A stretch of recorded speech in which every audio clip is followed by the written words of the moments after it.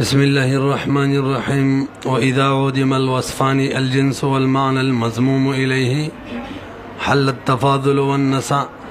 لعدم العلة المحرمة لكبرو غريجي باب د ربا شروع دي تعریف ورلکڑو.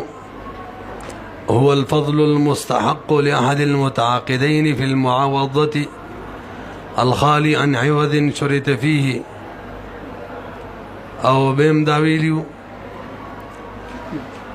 چې زمنګ د حنابو په نسبت باندې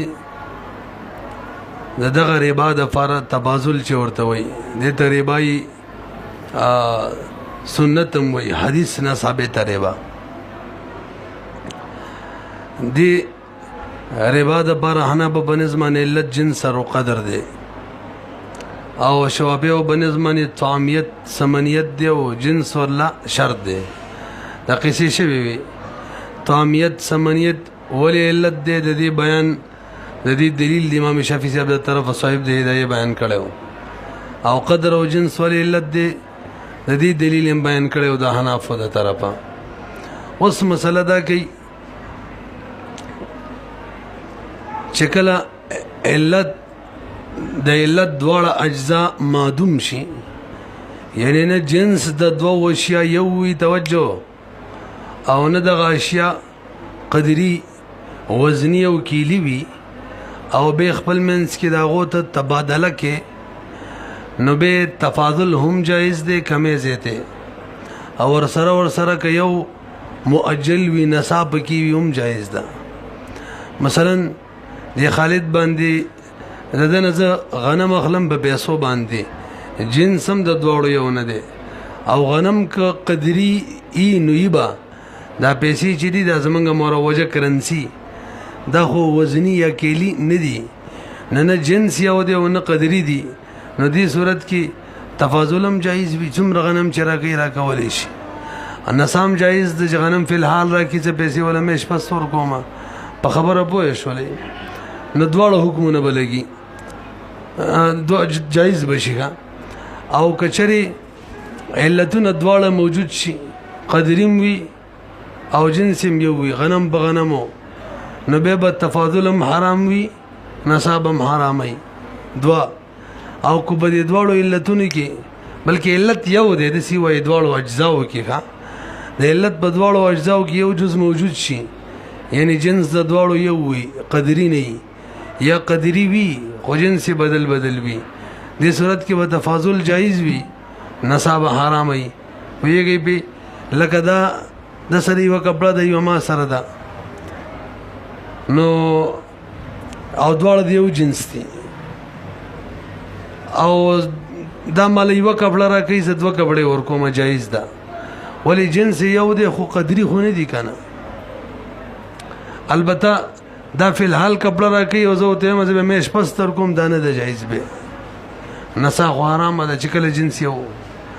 او کچري جنس بدل وی قدری وی لکه دا مال کیلو غنم را کوي زه 2 کیلو وربشي ورکوم یا برعکس دا جایز ده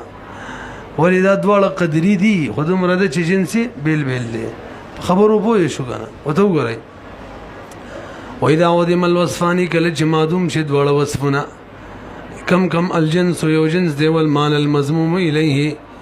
او هغه معنا چې کم چې زم د جنس سره یعنی قدر نو حل التفاضل حلال دی والنساء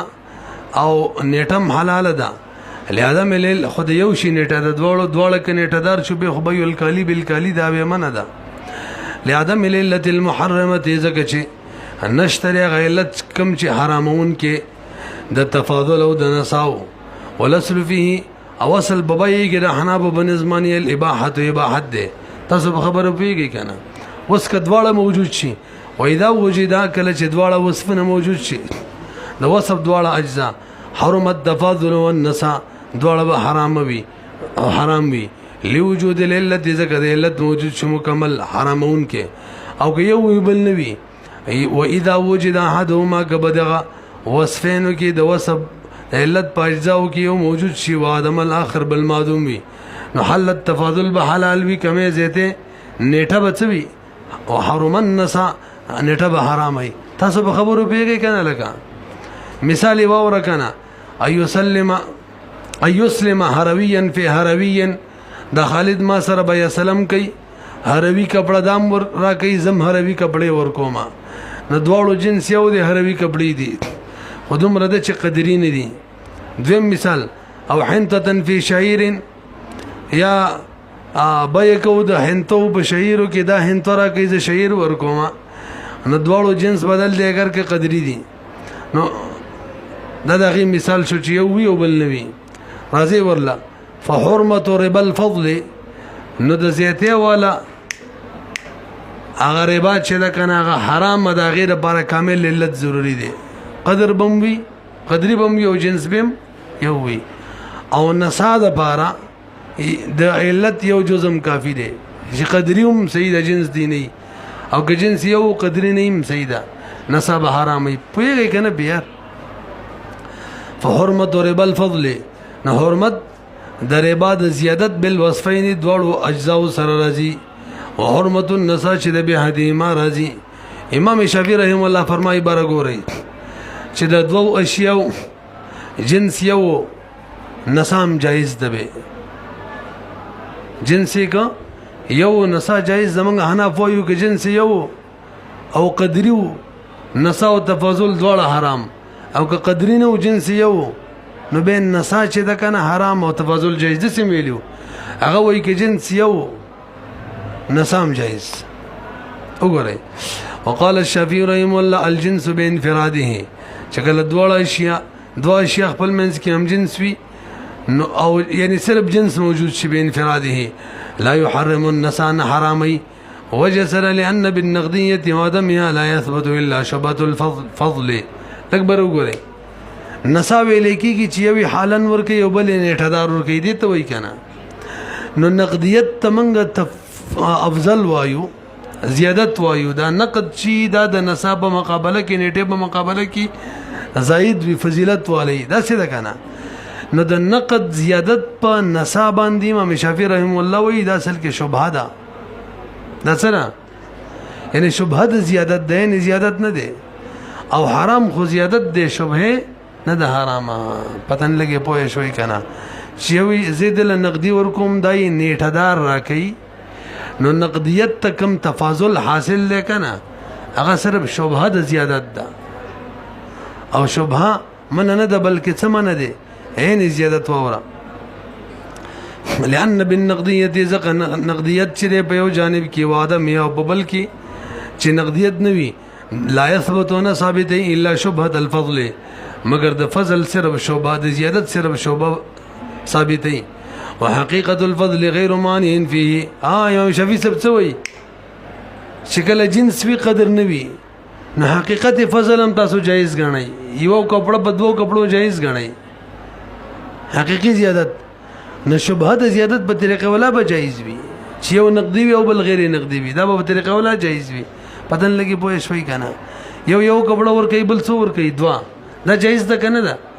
چې جنس یو قدري نوي نو دا خو جایز ده کنه نو حقیقت فضل جایز ده او یو نقد وی او بل غیر نقد وی دلته د نقد صرف شبهه د فضل ده دا په طریقې اولا جایز وي فشبهه اولا نورا وحقيقه الفضل غير مانع فيه حتى يجوز تردي چې جایز ده به الواحد بیا دی وی کپڑے بدو باندې نو شبهه چې یو نقد کېدل لبل نسا اولاد فطریق اولاد د جایز شي ولنا موږ د بار دلیل وورا انه مال الربا من وجه نظر الى القدر او الجنس چې کله قدر یو جنس نوي یا جنس یو قدري نوي نبه هم من وجه اموال ربويه دي خپل منس کی ولی جنس یو دی نه ملت شته یا جنس بیل قدري دي نه ملت شته نو اموال ربويه شو کنه مرادب سی بس کوم دی خدا مسله ثابت شول به وری پورا خبره من ویلو چې کله جنس یو وی نسا حرام ده اگر چې قدر نه او چې قدري وی ک جنسي یو نم وی وربش او غنم بهم نسا حرام ده دا سم ویلو کنه وجه سره مولي سب کله چې یو د علت یو جز موجود وي صرف جنس یا صرف قدر نو بهم پکې د اموال ربویه او شبهه موجوده ده د اموال ربویو شبهه موجوده ده او شبهه په ربا کې ما بار بار ویل دي حکم شي د حقیقت ربای دا چاوي حقیقت ربا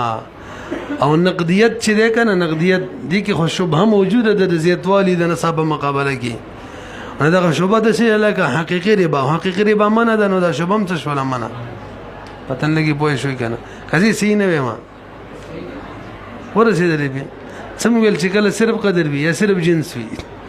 نشبه د ما اموال ربویه شو کنه یعنی من وجین اموال ربویه شو د سی وایا بس او نقدیت کی زیادت د شبهتن ندوا او شبهه په دې باب کې د سی لکه حقیقت ربا نه یو نقد کې د بل نقد او بل غیر نقد کی شبهه د ربا را ل د سی لکه عین ربا نو منع وګورئ ولنا من وایو انه مال الربا من وجهن دا خو مال ربا د من وجهن نظرا الى القدر من نظر کو قدر تا یا جنس تا یعنی قدری دی یا جنس یو دی نو بس اموال ربویه شو من وجهن او نقدیت چر اوجبت فضلا فی المالیه نقدیت دا ثابتی فضیلت په مالیت کې کم شې نقد وی دا زائد وی د نیټه والا په مقابله کې لنډه دا د زیادت چر فتحقق شبهه الربا دې کې اوس شبهه د ربا پکې رااله وهي مانیه کالحقیقه او شبهه د ربا چې دا داسې منه د لکه څنګه چې حقیقي ربا منه ده نو یو نقد کېدل بل غیر نقد کېدل دا داسې منه د لکه چې کمی زیاتې منی او علت پوره موجود وي تاسو پیږئ کنه الا انه اذا اسلم ورسېدلې بده او سوال دا دی کنه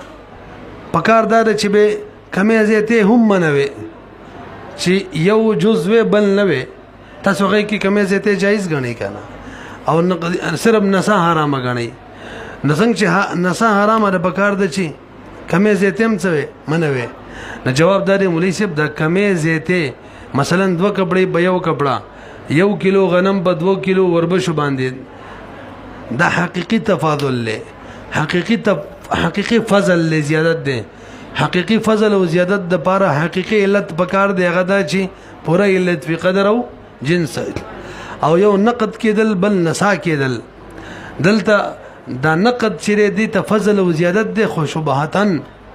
دیر بار علت د سی بکار دی چې شبهتن علت وی چې هغه صرف قدر وی یا صرف جنس وی الا انه یو صورت مستثنا کې لګ بر وګورئ زعفران دی د خالد سره او په خوا به دا پیسې چې وی کنه درهم د نانیر دا به وزن کېدل نو دنه زعفران اخلم په درهم یا دینارو باندې نو دا جایز ده ان نسام پکې جایز ده سم پکې جایز ده حالان کې قدر شتره د دواړو جنس بدل دي ګوره مثلا دا وکړه به ووري پتن لګی نه ما دماغ سیګریټ ورغوندا وای شان دي توجه مې نه برابرېږي به ووري مساله مونږ ویلو چې په قدر او جنس کې یو موجود شي نصاب حرام ایدا سره یو صورت مستثنا ده د نزه زعفران اخلم په درهم باندې یا په دینارو باندې او پیسې مثلا نساشي سبب مش پستر کوم جایز ده حالان کې قدرې دي دواړه زعفرانم وزن کیږي او دغه درهم یا دینار چې دام وزن کیږي قدرې دي کنه دي جنس بدل له پکار دي نسا څوي حرام وي حالانکه تاسو جایز غنئ پوه شوي به جواب دادی مولوی صاحب خبره بالکل صحیح ده دواړه وزنی دي پکار د نسا حرام وي خو مولوی صاحب دا زعفران او دغه نقد چې دي کنه درهم او دینار دا من کل الوجوه مختلف دي وزنم د یو شی وزن کیږي زعفران او دراهم او دنانیر په بل شی وزن کیږي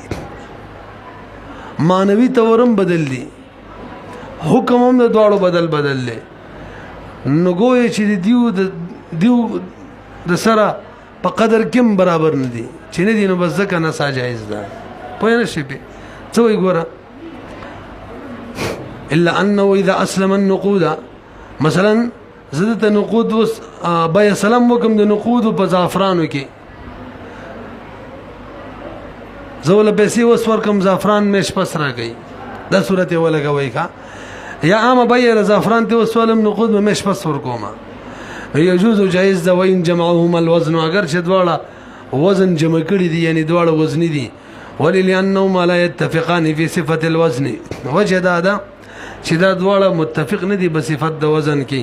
فإن الزعفران چې يوزن بالاملا په چا باندې وزن کیږي من په حساب سره هو مثمن اخو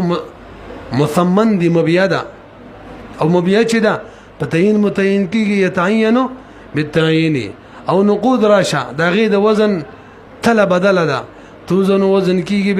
بالسنجاتی دغه تلی د ویلې کیږي د درهم او د نانیرو یعنی د سونه او د چاندي نن سبا چې بت اتولی په حساب سره وزن کیږي او ثمن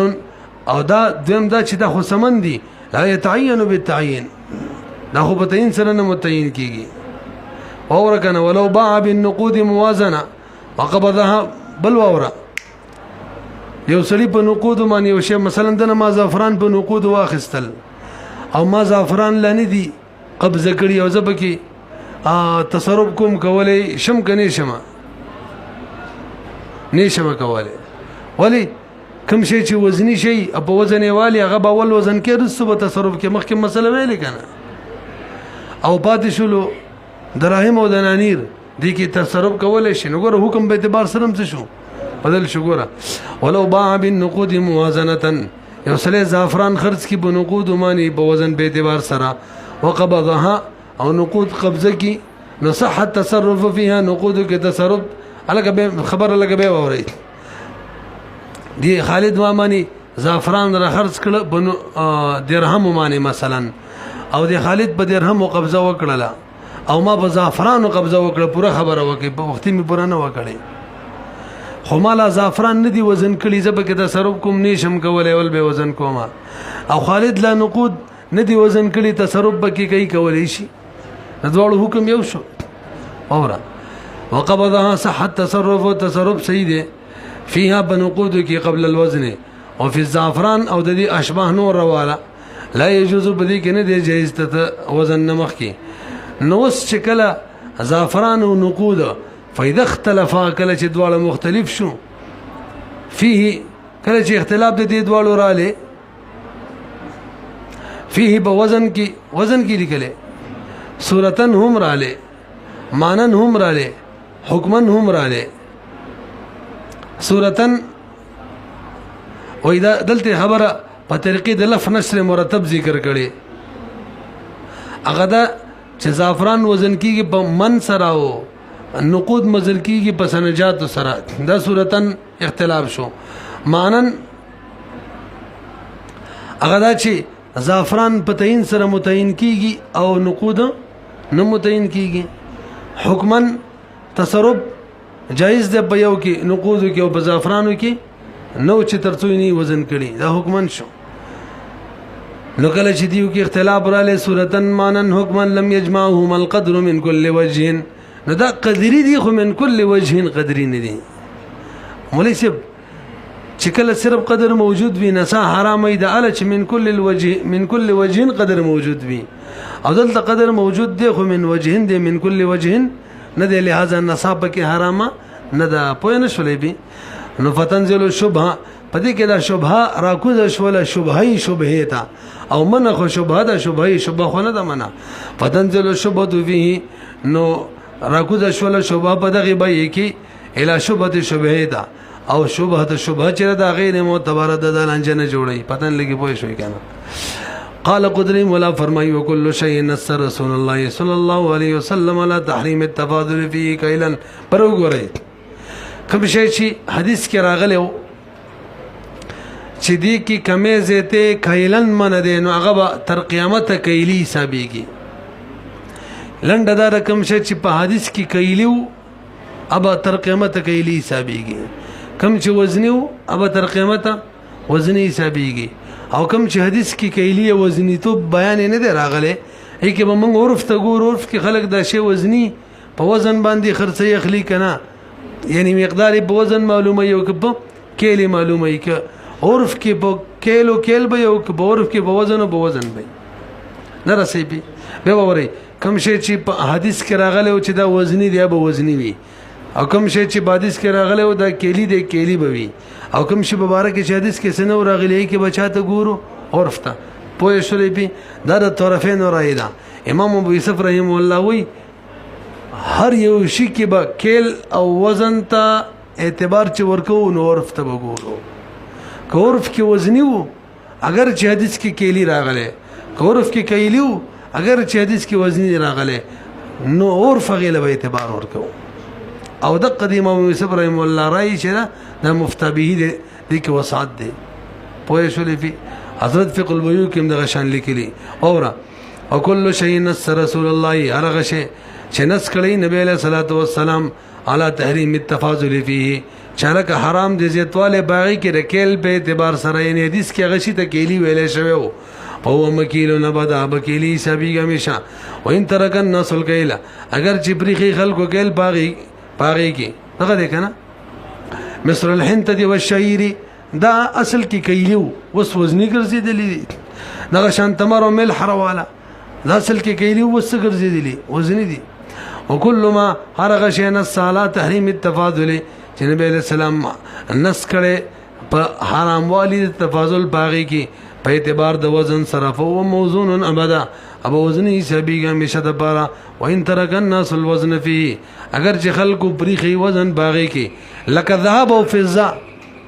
دا بخوا وزنی او به څه شو کېلی شو خونن سبب وزنی دی ګوره ښا دې خوغه د وزن د باره چې کوم کانه یې معلوم وي ښا لګي کړي دي لأن النص اقوى من العرف دلیل سره ویجی نص دا اقوا دی د عرفنا ځکه نص معروف غیر معروف کوم ځای کې عرفي او کوم ځای کې نه دوړو ته شامل دي او عرف صرف کوم ځای کې عرفي غیر ته شامل دي نص کې د خطا امکان نشته د عرف کې د خطا امکان وی لہذا نص قوی دی د عرفنا والاقوى لا يترك بالادنى وقانون دار اقوا خلق د اترا ادنا به وجماني پریک دي نه بلکې ادنا پریک دي پدن لګي پوه شوي کنه مخکې راځي وما هغه شی لم ينص عليه شاغي من النص نه راغله فهو محمول على عادت الناس ابا حمل وی عادت دخل کو معنی ان عرف ته وګورو لانها دالته ذکر عرف دلالت کی چې دا وزن دی او کدا کېلی دی او نبی یوسف رحم الله انه يعتبر العرف هغه عرف له اعتبار دی علی خلاف المنصوص علیه پاغشی کی چې هغه د نص خلاف هم وی غدن یعنی نص کې وزنی عرف کېلی کړي دی نص کې کېلی عرف وزنی کړي دی چاله به اعتبار ورکو عرف لا وجه څه بیانې نص کې چې نبی له صلوات و سلام یو شی وزنی کړي دی کنه نو هغه اصل کې عرف ته کتلی عرف کې وزنی او هغه څه وزنی کړي او کوم شی چې کېلی کړي دی نو کې حالت عرف ته کتلی عرف کې کېلی نو ځکه کېلی کړي دی نبی له سلام د خپل اعتبار چاله ور کړي دی عرف لا وګورئ لأن النص نسر على ذلك دیوشی په کېل یا وزن باندې راتلل لمکان العادت دا وجه راغلو عادت عرف ته کتلیو فكانت هي المنظور الیه نو دغه عرف او عادت چې دغه عادت هم دغه به منظور الیه وی نظر به هم دې ته کتل کیږي لحاظ بر دې ساتو وقد تبدلت فكانت دغه عادت چې وو اور لکه معنا مې ورانه وکړه هي المنظور الیها هم دې ته نظر شوی نبی علیہ السلام زمانه کې او یو شی کېلی وزنی ګرځولې وقد تبدلت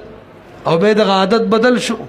چې بدل شو هغه مخ کې وزنی شي کېلی شو مخ کې کېلی شي وزنی شو هم د عادت ته وګور ورفته فعلى هذا تاسو په شولې کنه لګ برو ګوري جی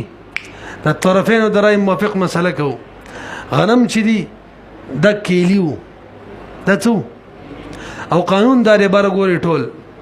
کم شي چې کېلی دی او ته هم جنس بیا کې او وزن نه کې دا جایز نه ده کېلی شي دی کنه لکه غنم دا مال 1 کیلو راکې وزن سره 1 کیلو ورکوم وزن سره دام نه ده جایز وي ولې د دیو مساوات ضروری وو کېل په اعتبار سره او تاسو وکړلو وزن په اعتبار سره لکه څنګه چې مجازفه اٹکل ناجایز و دغه شان وزن په اعتبار سره ناجایز ده او کوم شي چې وزنی دی هغه که څوک په هم جنس باندې خرڅي کایلن جایز بنوي اګه کمې زیاته احتمال پکې دی وای پوه شولې پی ډیرای کې تنګي ده ښا په نن سبا خلک غنم په څه طریقې خرڅي نن سبا ټول په وزن شروع دي فعلى هذا لو بال حنتتا که شری غنمې خرڅول به جنسها باندې متساويا برابر د وزن به اعتبار سره یا ذهب دای په خپل جنس باندې خرڅولو او متماثل خرڅول لکل به اعتبار سره د حاصل کې وزنی دي لا يجوز عندهما د طرفین بنزن دي جائز وان تعرفوا اگر که اور جوړ شوی ذالک دغه یعنی دا اولنې شی وزنی شوی او دویم شی کلی شوی لتوهم الفضل زکه وهم د زیادت شتري علامه هو المعيار فيه هغه شي کې چې کوم معیار بده کړي یعنی کوم شي چې کلیو کته وزنی کې کړي شي کومه زیاتې بکی کوم شي وزنی او ته کلی کې کړي شي کومه زیاتې بکی وهم د کومه زیاتې شته کنه شبهه شته او شبهه د سیلکا حقیقی ربا کما اذا با مجازفه لکه مجازفت نه خرڅول شي جایز نه دي د غشن وزنی شي کلی شي وزنی خرڅول سي نه دي الا انه يجوز الاسلام في الحنطه لکبر وګوره مله چې بیا سلام غنم کلی شي دی ښه کلی دا خالد ماما غنم را خرڅي په بیا سلام سره وزنی را خرڅي زول مثلا لزر روپۍ ورکم د دې به مال مثلا 2 من غنم راکې شپږ میشته بس وای سیدا په وزن به اعتبار سره راکې ناجایز ده الکه دا خو کلی شی وزن به اعتبار سره څنګه جایز کې خو نه شولې پی جواب غنم چې کله به سلام کی خرڅيږي کنه هغه کې تعین ضروری دی معلومواله ضروری دی وزنی کېدل نه دی ضروری نو معلومواله ک کلی کېدل نه دی ضروری معلومواله ک په کېل راتلو ک په وزن راتلو وسکارو شو پتن لګي پوه شوي کنه به سلام کی کوم مسلم فيه وی دغه معلومواله ضروری دی معلومواله ک هغه په کېل راتلو ک په وزن راتلو دې د ضرورت نشته چې وزنی شی به خامخا وزن کې او کلی شی به خامخا کېل کې پوه نه شو بیا الا انه يجوز الاسلام في الحنطه ونحوها وزنا سيده ولوجود الاسلام في معلوم ذکر بیا سلام په معلوم کې وشول دا کافی ده قال امام محمد فرمای او كل ما ينسب الى رتل فهو وزني معناه ما يباع في الاواقي لکبر وګریږي ولې چې ځینی اشیاء داسې چې هغه رتل ته منسوب وو الګ یو رتل بده باندې دوه رتل بده باندې حالانکه رتل لوخ دی اکل دی اصل کې لوخ دی خدا د چې د دې ریتل د دې کېل د دې لوخي وزن معلومو یو ریتل څومره دی دوه ریتل څومره دی وزن به اعتبار سره دی معلومو پتن لګي ما خبره پوه شوي کنه ریتل دا دی ته د سیده لکه یو شکرې په 100 روپۍ دا 2 شکرې په 100 دي یا د سی وای د جوس یو ګلاس په 100 دی د جوس 2 ګلاس په 100 دي اوس پیږي کنه هلکه یو ګلاس راکا 5 ګلاس راکا 10 ګلاس راکا رسي نو دغه شان د کل د ریتل چره د دې دا یو لوخ یو خود دې لوخي وزن معلومو چې څومره دی نو کوم اشیاء چې بریتل معنی خرڅيږي بریتل معنی اگر چې ریتل کېل له خو بچا خرڅيږي ریتل معنی نو دې له موږ حیثیت د چا ورکو د وزن ځکه دې ریتل خو وزن معلوم دی حیثیت به د چا ورکو وزن به ورکو پوه شولې به نو به کوم شي چې بریتل خرڅيږي نتیجه کته دا دوا شیا هم جنس خرڅي او کېلن خرڅي جایز بنوي ځکه وزنی شي کېلن خرڅول جایز نه دي د طرفینو مسلک بیانو پیږي پیګنه وورا او کله ما هرغه شی ينسب الى رتل چا منسوب رتل تفو وزني وزني بوي ولي معناه معنی دار ما يباع بالاواقي کوم شي چې په واقع سره خرڅيږي یو رتل دو اوقيه سره خرڅيږي لانها قدرت بطريق الوزن دقه خبر رااله ځکه کوم شي چې اواقي سره خرڅيږي یعنی رتل ته منسوب وي غاسل کې مقرر شوی په طریقې ده وزن یو اوقيه دومره وزن لري دو اوقيه دومره وزن لري یو رتل دومره وزن لري پیږي کنه به حتی يحتسب تر دې چې حساب بغولې شي ما داغه شی باو به وزنن چې خرڅيږي په دغه اوقيو سره څه حساب به غولې شي وزنن حیثیت د وزن نبی حساب کیږي بخلاف سائر المکائل باقی کوم اشیاء چی باقی کوم کیلونه چی دي کنه هغه به د وزن په اعتبار سره نه خرڅيږي پوه نه شلې به ما تاسو ته خبر وکړه لګوره اره تل چې کوم اشیاء خرڅيږي اصل کې کیلی اخو لوخه دي خو چې برې تل خرڅيږي او قیو سره داغي اندازه په چا معنی لګي وزن معنی نو حکم به چا ولګیدل وزن باقی نور کم کیلی اشیاء دي چې هغه برې تل او قیو سره نه خرڅيږي هغه حیثیت بر چای هم د کېلوي بهرحال و اذا كان موزونا کله چې دا موزونی و ګرځیدلو نو سرا شفلو بی ابي میکیالن کشری کېل سره خرڅیدل او داسي کېلو لا يعرف وزنه چې وزن نه معلوم یو شکري څومره وزن یې پته نه لګیدل حق پته لګیدل به هټیک د به وزنی شو خو پته نه لګیدل نو لا يعرف وزنه بمکیال مثلی په بل مکیال خرڅیدل چې هغه د مثلو کېل د کېل مثلو چونکه شی وزنی ګرځیدل لا يجوز ولي لتوهم الفضل في الوزن وزن کې د کمی زیاته وهم شتا بمنزله المجازفه لك مجازفه چې نه جایز ځکه د کمی زیاته احتمال پکې وي تاسو ورسې دې معنی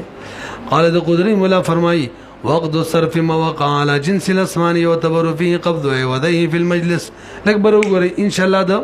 بیا سره بیان روان دي الته د نقود بیا بنقود معنی کیږي کم شي چې بتاین نه متعین کیږي دغه بیا کیږي په هما غشي باندې کې پدین معنی چې نه متعین کیږي لکه د ذهب په ذهب د فضو په فضو او یا د فضو په ذهب معنی به ووري د دراهم په دراهم د دنانیرو په دنانیرو د رسونی نه جوړي او یا د دراهم په دینارو باندې یعنی د چاندۍ په سونه باندې دا کوم به صرفي توجه به صرف چې کله ته هم جنس ته چې کله به صرف کې سونا په سونا یعنی دینار په دینار چاندي په چاندي یعنی درهم په درهم یا درهم په دینار معنی کې به صرف کې نو دې کې لاس پلاس ضروری ده یدن بیدین د څه ده کنه خودم ردا چې دې کې نفسي قبضه نه ده کافی ترڅو چې باقاعده پلاس کې خستې نه ها نفس تعین نه ده کافی ترڅو چې قبضه نه کړي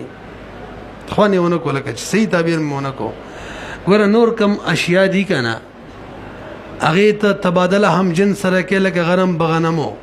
الته صرف تعین نو مجلس کې کافی ده خالد ما ته ویل غنم ستا شو ما ته ویل غنم ستا شو بس دا کافی ده دا تعین داسې ولکه چې څه وشو قبضه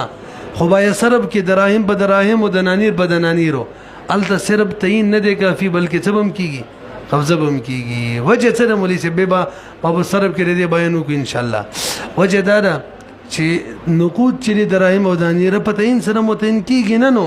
کله متعین کیږي چې باقاعده په قبضه وشي او مقصود چې مقصود هغه تعین دی چونکه تعین الته صرف په تعین نه راتلو په قبضه راتلو نو ځکه من قبضه شرط کړله او نور اشیاء کې تعین چونکه مقصود دی وغه د قبضه نه غیر راتلو بس خبره ختمه مقصود څوک دی تعین دی اب نور اشیاء کې په تعین معنی راتلو او دې کې ناراضي بچا راضي په قبضه نه ځکه قبضه ضروري نن پته نه لګي چې حساب دې بار بار ویم وقت صرف چې ما وقاله جنس الاسماني دا غدې چې په جنس اسمانو معنی وشي او تبرو فيه قبض او وزي معتبر دی بدی کې چې د وزن او په قاعده قبضه کیږي په مجلس کې صرف تعین نه دی کافی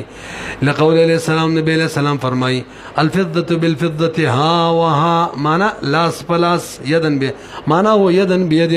وسنبين الفقه في الصرف ان شاء الله تعالی وما سواه هو د دین چې کوم سوا دي مما فيه الربا او هغه شی چې کې ربا یعنی اموال ربویوي قدر او جنس پکې وي یو تبرو فيه التعین ای کې تعین کافی دی قبضه پکې ضروری نه دا ولا يعتبر فيه التقابض تقابض نه دی ضروری خلاف ثابت دی امام شافعی رحمه الله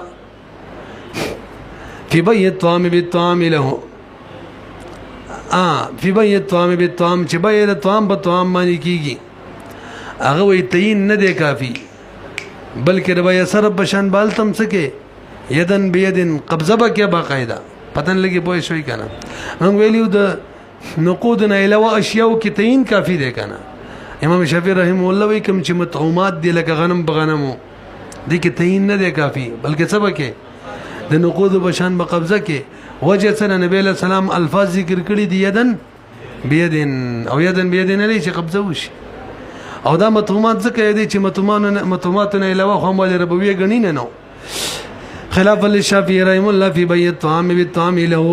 امام شافعي رحمه الله د بار دلیل قول د نبی له صلوات و سلام د الحديث المعروف کی چیدن بيدن ولانه بلا ورا امام شافعي رحمه الله چې مجلس جوړ شي خالد لزه غنم باقاعده قبضه کې ورکم او خالد ما ته غنم وخی چې دغه دي شو او زه قبضه نه کما نو تاسو حناف وایي چې نقدیت لا د مؤجل په مقابله کې فضل وي نو ما ولا نقد ورکړه غلانی دی را کړی نظمغه غزید شو دغه په مقابله کې نو کمه زیته پکې رااله حالانکه جنس یو د قدریم دی نو دا جایز شو پتن لګي پوه شوي کنه الزامي دلیل پیش کوي کا دغه راي د سینه د زمنګ ده یعنی هغه دا راي نه د چې نقدیت لدی فضیلت وی فضل وی د چا په مقابله کې دا مؤجل په مقابله کې خو موږ ته تاسو خو معنی کنه چې ما خالد له بلاس کې باقاعده غنم ورکړه او هغه ما ته صرف تعین وکړو نظم غنقد شو دا غنقد نشو نظم غي کې فضل شو دا غي کې نشو کمه زیته شو کنه شو دا خصوص شو تاسو پیږئ کنه هذا ولا ولانه اذا لم يقبض في المجلس چې مجلس کې یو قبضه نشي يعني يتعاقب القبض قبضه بکی پر لبسی یو بل بسی حالانکه وللنقد مزيه نقد د بار خطا سو حنفي چې مزیت ده فيتحقق شبهه الربا پکې رااله ولنا من وايو وليس بنو مبيون د نقود نه علاوه کوم شی خو مبيا ده هغه بتاین سره متعین کیږي او مقصود تعین حاصلول دی غراله فلا يشترط فيه القبضه پکې نه د ضروري کا صوب لکه کپڑے وهذا وجد د وليس ابن ان الفائده المطلوبه انما هو الاكبر وګوره وليس بای کی مقصود دای کنه یاد سی وایا قبضه کې مقصود دی چې سړی تصرف کوي نو کولای شي سړی تصرف کوي نو ما که خالد لا غنم باقاعده لاس کې ورکړو د ما تصرف خودل نام پکې تصرف کولای شي او زم پکې تصرف کولای شي نو کوم مقصود دیغه حاصل شو او پاتې شو نقودو کې هغه کې پتاین کېدل سره چون کې نه متعین کیږي نو تصرف پکې نه حاصل دل ترڅو چې باقاعده قبضه نه وشوي پدن لګي پوه شوي کنه اورا نو مقصود څه دی لکه تصرف کول لی بخبل شي کې چې کم تا واخستو ناغه کې قبضه نه کړي صرف تعین شوی کولای شي کنه نو بس مقصود حاصل لې ځکه فائدې مطلوبه انما هو التمكن من التصرف هغه قدرت حاصل دي لی په تصرف باندې ويترتب ذلك للتعین او دا تصرف دا قدرت په تصرف باندې کله حاصلېږي چې کله تعین راشي او مرتب کېږي دا په تعین باندې او تعین په نقودو کې نه راتللو نو ځکه مونږ ویل قبضه دی وکي د نورو کې خرازي بخلاف الصرف بخلاف د بیا صرف کې دی بیان روان دی ولې لأن القبضه فيه باغي چې ولي يتعين بيدير بار ولي يتعين به چې دا کوم شي چې دا متعین شي ليتعين دي بار چې دغه عوضین په بیا صرف کې دا متعین شي به په قبضه سره قبضه دی لپاره وا او معنا قول علیہ السلام یدن بیدن هغه د دلیل پیش کړو چې نبی اسلام یدن بیدن ویلې کنه موږ وی دغه معنا د عینن بعین ابتین سره عین شو کنه بس خبر ختمه او کدا نه منی یو روایت کې د عباده ابن صامت رضی الله عنه همدغه شان الفاظ راغلي دي یدن بیدن په ځمانه راغلي دي عینن بعین نو ځکه موږ ویلې دي چې ماین کېدل کافی دي قبضه نه د ضروري لاس پلاس او پاتې شو دغه د دلیل چې ما غنم دل فی الحال ورکړ او دای او د ما تصویر بو خودل مجلس کې چې دغه ستا شو نو ما چې کوم ورکړی هغه ته هغه نقد شو هغه ته فضیلت حاصل شو بده نور باندې موږ یو عرف کې تاجران دې ته فضیلت نه وایي ها دې ته وایي چې زه د لوس ورکم او دای مال مېش بس راګي خو دې ته نه وایي چې ما ولا فی الحال قبضه کې ورکړ او د ما ته چې دغه دي شو چتی کا پیږي کنه اورا وتعاقب القبضه چې لا يعتبر تفاوتا في المال مال کې تفاوت نه دی معتبر عرفن اور به اعتبار سره چې کوم نقد هغه ته ملاو شو بلاس کې هغه دی زائد شي د نور په مقابله کې بخلاف النقد والمؤجل هذه ته حاصل له پوه شوي به